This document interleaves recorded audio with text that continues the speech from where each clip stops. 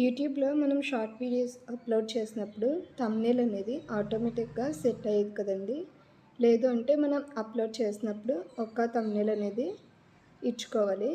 Next upload చేసిన తర్వాత ఉండేది కాదు. ఇప్పుడు కొత్త అప్డేట్ వచ్చిందండి. నేను చూపిస్తాను చూడండి. ఏదో ఒక వీడియోని సెలెక్ట్ చేసుకోండి. ఇప్పుడు ఈ వీడియోకి మీరు థంబ్నెయిల్ అనేది మార్చాలి అనుకుంటున్నారు.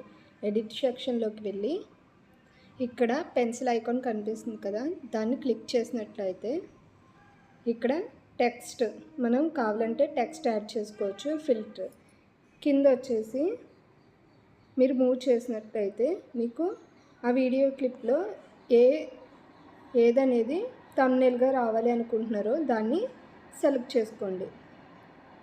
సెలెక్ట్ చేసి సేవ్ చేయండి. నేను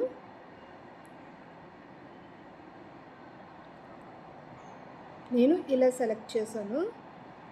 ఓకేనా? ఇప్పుడు సేవ్ చేయండి.